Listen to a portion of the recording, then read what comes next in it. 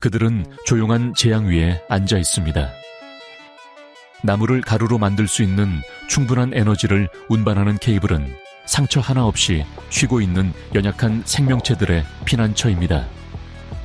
마법처럼 보이지만 이것은 물리학과 생존의 거장 수업입니다. 인간에게 그 케이블은 사형 선고인 반면 새에게는 우리의 논리를 거스르는 보이지 않는 비밀 덕분에 안전한 항구입니다. 어떻게 그들은 50만 볼트의 분노를 만지고도 살아남을까요? 오늘 우리는 자연의 완벽한 묘책을 해독합니다. 시작합니다. 보이지 않는 포식자 해체하기. 이 일상적인 기적을 이해하려면 먼저 우리 상상 속에 깊이 뿌리 박힌 신화를 버려야 합니다. 우리는 적을 의인화하여 전기를 혼돈에 굶주려 다가오는 모든 것에 달려드는 보이지 않는 포식자와 같은 살아있는 실체로 보는 경향이 있습니다. 우리는 나무를 쪼개는 번개와 악의적으로 튀는 불꽃을 생각합니다. 하지만 현실은 훨씬 덜 드라마틱하면서도 동시에 무한히 더 흥미롭습니다. 정의는 의지가 없습니다. 공격하려고 하지 않습니다. 사실 그것은 거의 게으릅니다. 만약 우리가 그 단어를 사용할 수 있다면 전기의 유일한 소망은 흐르는 것입니다. 그리고 흐르기 위해서는 물리학자들이 폐회로라고 부르는 황금률이라는 매우 특정한 조건을 충족해야 합니다. 신비로운 번개에 대한 생각은 잠시 잊으십시오.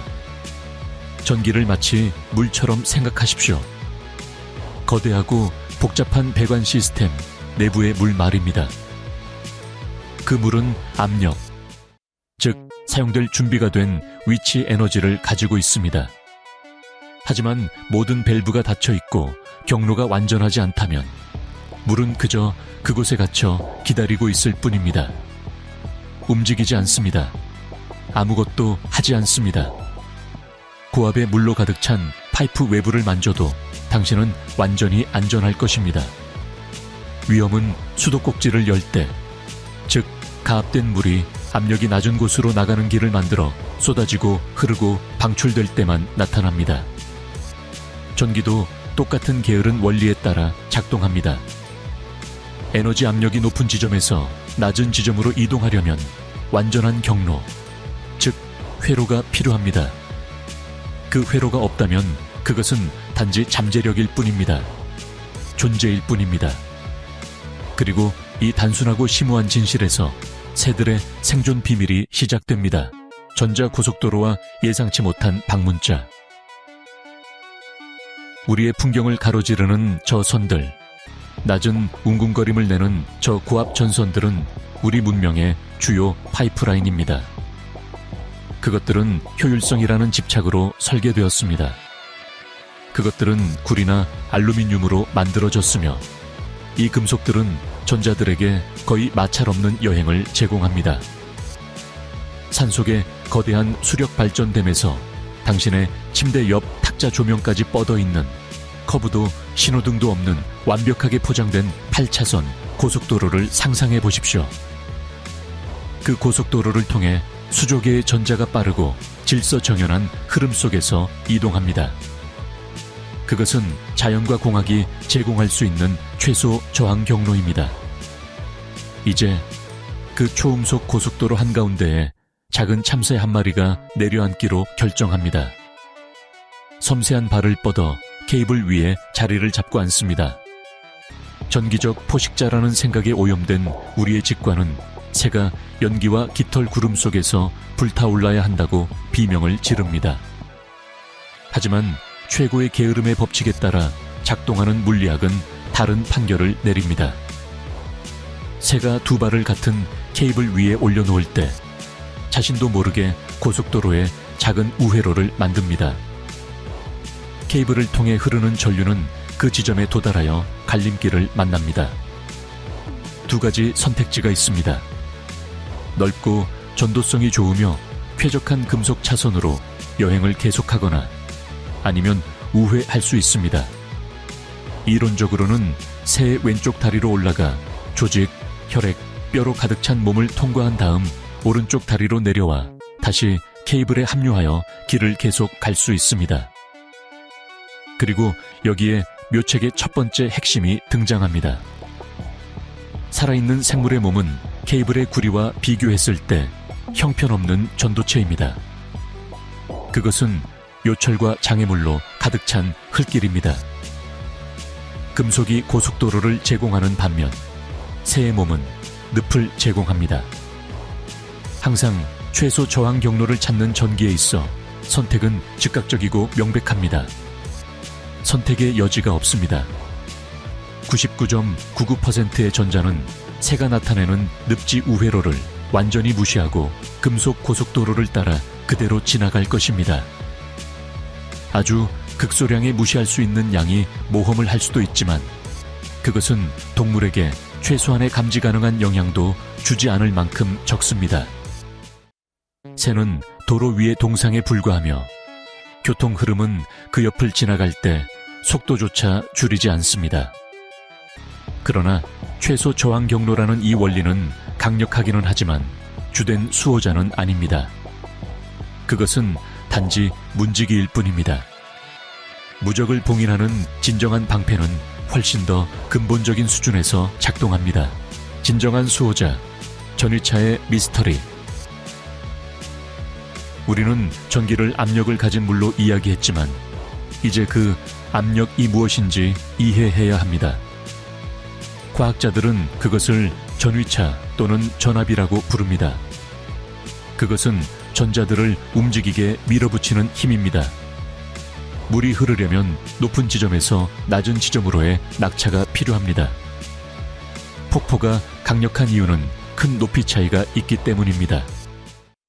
반면에 평온한 호수는 평평합니다. 물은 에너지를 가지고 있지만 떨어질 곳이 없으므로 흐르지 않습니다. 전압은 바로 그 높이입니다. 그것은 두 지점 사이의 에너지 차이입니다. 여기에 퍼즐의 거장다운 조각이 있습니다. 새가 단 하나의 고압 전선에 앉을 때 놀라운 일이 일어납니다. 발의 접촉을 통해 부리 끝부터 꼬리 끝까지 새의 온몸은 정확히 그 지점의 케이블과 동일한 전위로 충전됩니다. 만약 그 케이블이 지면을 기준으로 1000볼트라면 새의 오른쪽 다리는 1000볼트가 됩니다. 왼쪽 다리도 1000볼트입니다. 심장, 뇌, 깃털, 모든 것이 정확히 1000볼트입니다. 그리고 모든 것이 동일한 전압에 있다면 전위차가 없습니다. 낙차가 없습니다. 내부 폭포가 없습니다. 새는 말 그대로 케이블에 살아있는 연장선이 되었습니다. 그것은 선과 동일한 에너지 리듬으로 진동하며 그 전위 속에 떠 있습니다. 전자들은 새의 몸 안으로 들어갈 유인책이 없습니다. 왜냐하면 안으로 달려갈 더 낮은 전압의 장소가 없기 때문입니다. 그것은 완벽하게 평평한 고원에 서 있는 것과 같습니다. 아무리 걸어도 내리막길로 가지 않습니다. 이 상태를 부유전위라고 합니다. 새는 전기를 차단하고 있는 것이 아니며 전기와 싸우고 있는 것도 아닙니다. 아주 실질적인 의미에서 새는 완벽하고 안정적인 균형 속에서 에너지 파도 위를 서핑하고 있는 것입니다. 다른 어떤 것도 만지지 않는 한 자신의 1000볼트 구원을 다른 전압을 가진 장소와 연결하려고 하지 않는 한 새는 나뭇가지에 앉아있는 것처럼 안전합니다.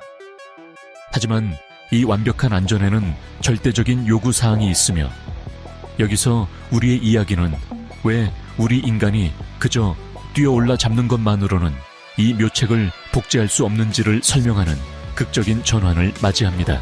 접지되어 있다는 것의 형벌. 이제 당신이 똑같은 일을 하려고 한다고 상상해 보십시오. 당신은 고압 송전탑에 올라가 몸을 굽혀 참새가 쉬고 있는 바로 그 케이블을 잡으려고 손을 뻗습니다. 무슨 일이 일어날까요? 비극은 즉각적이고 치명적입니다. 차이점은 당신의 생물학적 특성에 있지 않습니다. 전도체로서 당신의 몸은 새의 몸과 크게 다르지 않습니다. 모든 것을 바꾸는 세부 사항인 차이점은 세상과의 연결에 있습니다. 거의 항상 우리의 발은 지면에 단단히 붙어 있습니다. 그리고 우리 행성인 지구는 전기의 보편적인 배수구입니다. 관례상 과학자들은 지구의 0볼트의 전위를 할당합니다. 그것은 상상할 수 있는 가장 낮은 지점이며 모든 전기 폭포의 바닥입니다. 접지된 당신이 1000볼트의 케이블을 만질 때 당신은 더 이상 부유하는 연장선이 아닙니다. 당신은 결정적인 다리가 됩니다. 게으른 전기가 기다려온 완벽한 회로를 만들게 됩니다. 갑자기 손에는 1000볼트, 발에는 0볼트라는 거대한 낙차가 생깁니다. 그 전위차는 당신의 몸을 통해 열리는 폭포입니다. 전류는 더 이상 당신을 무시하지 않습니다. 당신이 필요합니다.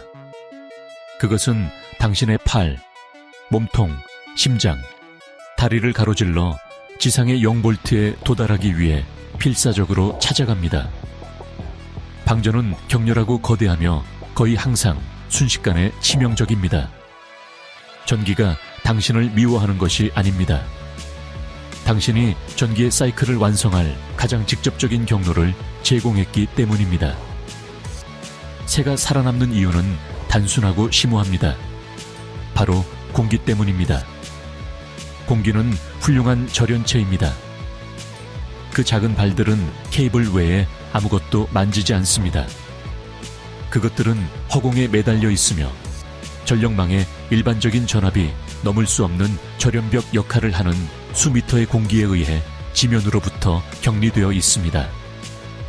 만약 가상으로 새가 몸은 케이블에 있으면서 지면에 닿을 만큼 긴 다리를 가졌다면 인간과 똑같은 끔찍한 운명을 맞이했을 것입니다.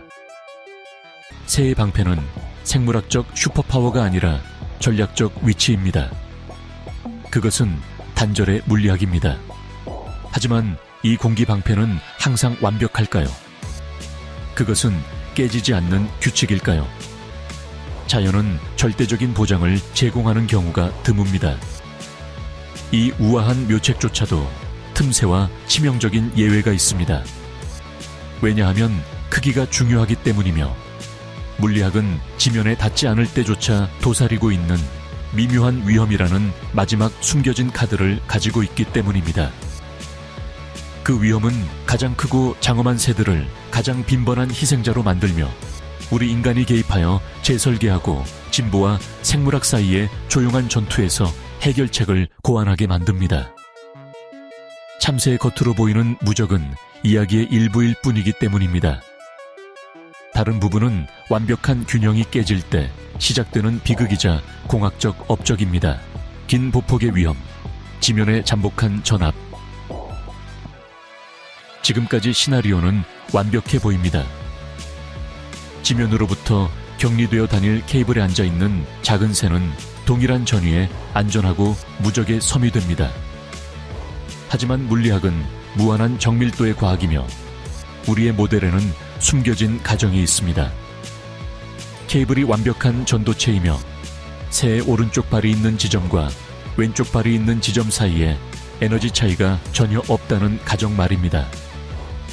그림 속의 이상적인 세계에서는 그것이 사실입니다. 수 킬로미터 길이의 케이블이 있는 실제 세계에서는 전진하려는 단순한 노력만으로도 전압이라는 추진력의 아주 작은 부분을 잃게 되는 아주 미미하고 작지만 실제적인 저항이 존재합니다. 이것은 기술적으로 케이블에 분리된 두 지점 사이에 전위차가 있음을 의미합니다. 만약 그 지점들이 1cm 떨어져 있다면 차이는 미세하여 감지할 수 없습니다. 하지만 1m 또는 10m 떨어져 있다면 절대적인 관점에서는 작더라도 그 차이는 유의미해질 수 있습니다. 다리가 2 또는 3cm 떨어져 있는 참새에게 발 사이의 전압 차이는 너무나 터무니없이 작아서 몸을 통과할 수 있는 전류는 무시할 수 있는 수준이며 가려움조차 느끼지 못합니다. 참새의 조밀한 해부학적 구조는 자신도 모르게 이 미묘한 현상에 대한 진화적 생명보험이 됩니다. 이제 규모를 바꿔봅시다. 고압 전선이 끊어져 젖은 땅 위로 떨어졌다고 상상해 보십시오. 접촉 지점은 전기가 통해 지면을 매우 높은 전압으로 충전합니다. 하지만 이 전하는 고르게 분포되지 않습니다. 연못에 던져진 돌의 동심원 파동처럼 접촉 지점에서 전압이 최대가 되고 멀어질수록 점차 감소하는 경향을 형성합니다. 다리가 거의 1m 벌어진 인간인 당신이 그 떨어진 케이블 근처를 걷고 있다면 금속을 만지지 않고도 끔찍한 일이 일어날 수 있습니다. 당신의 오른발은 예를 들어 8000볼트인지면 구역을 밟을 수 있습니다. 1m 뒤의 왼발은 7950볼트인 구역을 밟고 있을 수 있습니다. 50볼트라는 전위차 작은 폭포가 존재하며 이제 그 폭포는 당신의 오른다리로 올라가 골반과 몸통을 거쳐 왼다리로 내려와 지면을 통해 회로를 닿는 경로를 갖게 됩니다. 이 치명적인 현상을 보폭 전압이라고 부릅니다. 케이블을 만질 필요가 없습니다. 당신의 보폭과 결합된 정이 충전된 지면이 당신을 다리로 만듭니다. 앞다리와 뒷다리 사이의 거리가 더 먼 소나말과 같은 큰 동물의 경우 위험은 기하급수적으로 더 높습니다. 그들은 감지할 수 없는 전위차의 희생자가 되어 끊어진 케이블이 놓여있는 목초지에서 감전사합니다. 작은 새들은 공중에 매달려 있고 몸집이 작기 때문에 이 지면의 함정을 완전히 피합니다.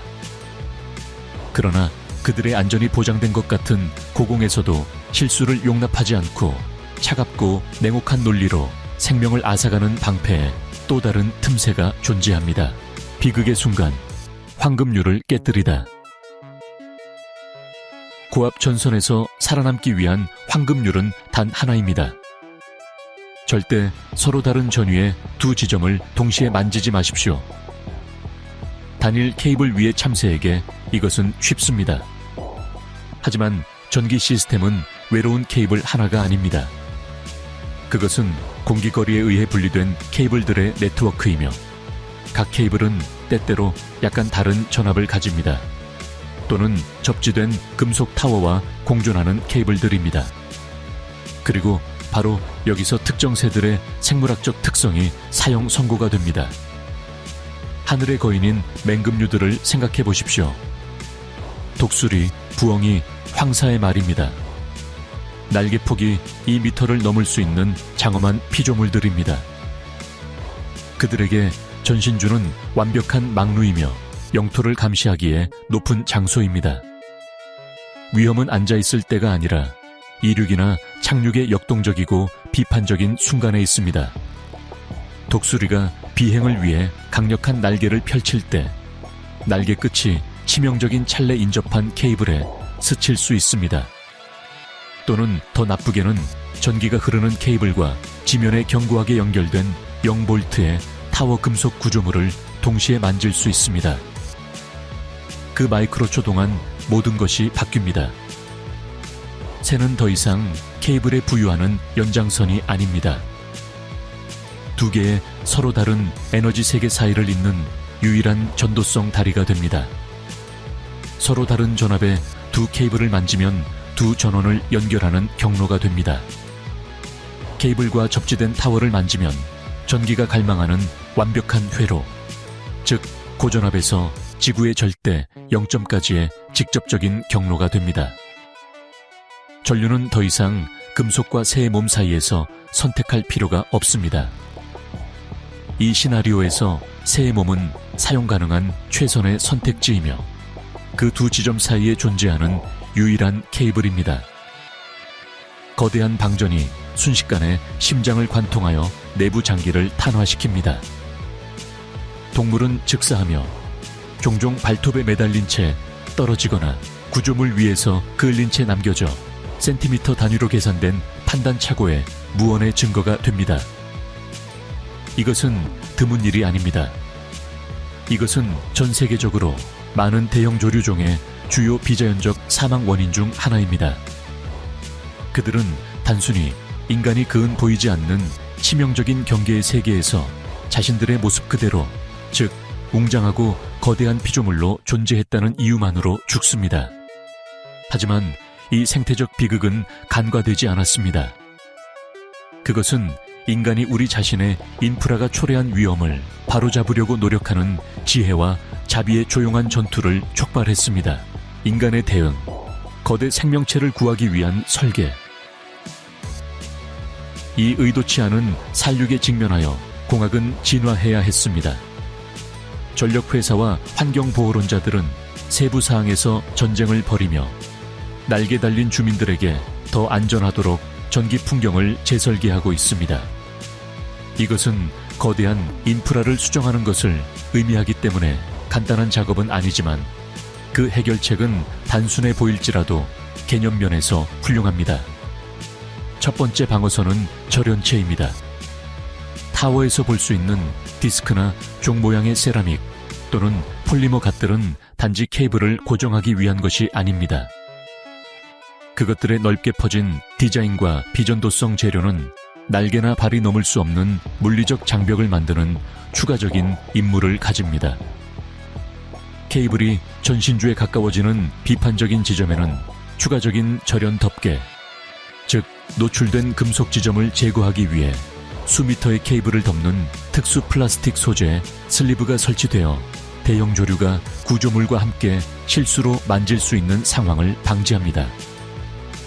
두 번째 전략은 공간 재설계입니다.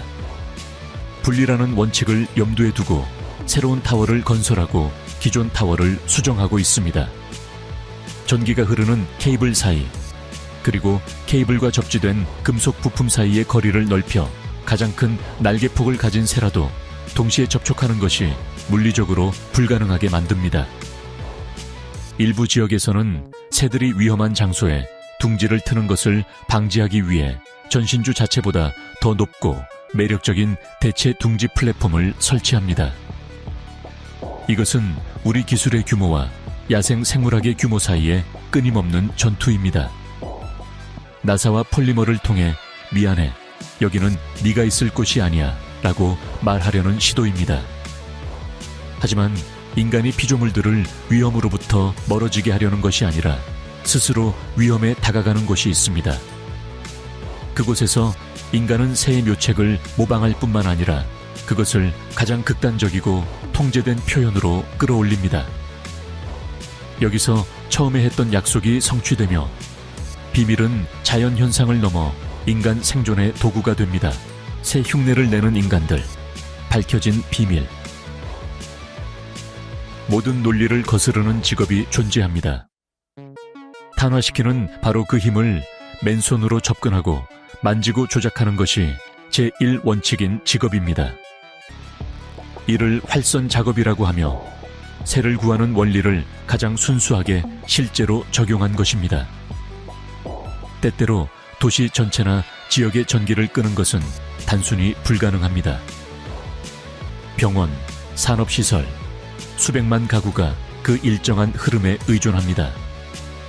그래서 전문 선로 작업자들은 전기가 켜진 상태에서 작업을 하러 올라가야 합니다. 어떻게 그럴까요? 접지된 타워를 타고 올라가는 것이 아닙니다. 그것은 사형 선고가 될 것입니다. 대신 그들은 절연이라는 똑같은 묘책을 사용하되 극단적으로 밀어붙입니다. 바로 헬리콥터입니다. 고무 착륙 장치와 공중에 매달린 몸체를 가진 헬리콥터는 완벽한 절연 케이지입니다. 그것은 안전 거리를 유지하며 전기가 흐르는 케이블에 조심스럽게 접근합니다. 조종석 안의 작업자는 평범한 사람이 아닙니다. 그는 수천 개의 미세한 구리나 스테인리스 스틸 실로 짜인 금속으로 된 제2의 피부를 입고 있습니다. 이것은 휴대용 전도성 케이지인 패러데이 수트입니다. 의식이 시작됩니다. 조종사는 정밀하게 기체를 위치시킵니다. 이미 수트를 통해 헬리콥터와 전기적으로 연결된 선로 작업자는 긴 금속 막대인 등전위 스틱을 뻗습니다. 그 순간은 모든 의미에서 전기적입니다. 막대 끝이 수십만 볼트로 진동하는 케이블에 닿으면 밝고 치직거리는 전기 아크, 즉 두 세계를 잇는 플라스마 다리가 튑니다. 그 찰내 마법 같은 일이 일어납니다. 거대한 전류가 막대를 통해 흐르지만 사람을 감전시키기 위해서가 아니라 평형을 맞추기 위해서입니다. 순식간에 케이블, 헬리콥터, 그리고 작업자 수트에 전하가 균형을 이룹니다. 이 세 가지는 정확히 동일한 전위에 도달합니다. 사람과 기계는 새처럼 말 그대로 케이블의 연장선이 되었습니다. 이제 동일한 전위 속에 떠있는 작업자는 조종석을 열고 발판으로 나가 장갑을 낀 손으로 직접 케이블을 만질 수 있습니다. 나사를 풀고 조절하고 수리할 수 있습니다. 왜 죽지 않을까요? 왜냐하면 게으른 존재인 전류는 그의 몸 안으로 들어올 유인책이 없기 때문입니다. 그의 금속 수트 전체가 동일한 고전압 상태입니다.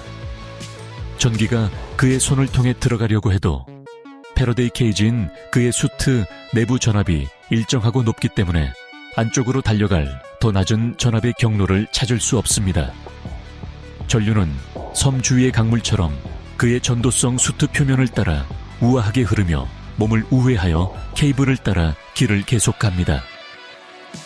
인간은 회로의 일부인 껍데기 안에 있지만 정작 자신은 안전하게 전기 괴물의 심장부에서 작업하고 있습니다. 그는 부유 전위의 기술을 마스터했습니다. 그는 자발적이고 일시적으로 세계에서 가장 크고 정교한 새가 되었습니다. 다음에 케이블 위에 저 걱정 없는 참새와 눈이 마주친다면 이제는 더 이상 새 한 마리로만 보이지 않기를 바랍니다. 무의식적인 물리학의 거장을 보십시오. 당신의 휴대폰 회로부터 지구상의 가장 큰 폭풍에 이르기까지 지배하는 원리의 살아있는 증거를 보십시오. 이 이야기는 결코 동물의 슈퍼파워나 인간의 나약함에 관한 것이 아니었습니다. 그것은 항상 이해에 관한 것이었습니다. 정의는 변덕스러운 적이 아닙니다. 그것은 중력만큼이나 예측 가능하고 규범에 의해 지배되는 자연의 법칙입니다. 새가 우리에게 주고 우리가 가장 대담한 방식으로 복제하는 법을 배운 교훈은 심오합니다. 절대적인 위험은 단순히 힘의 세계에 있는 것이 아니라 우리가 그 힘과 맺는 관계에 있습니다. 자발적이든 우발적이든 치명적인 회로를 완성하는 다리를 만드는 데 있습니다. 새가 안전한 이유는 단절되어 있기 때문입니다. 선로 작업자가 안전한 이유는 올바른 방식으로 연결되어 지면으로의 우회로 대신 흐름의 일부가 되기 때문입니다.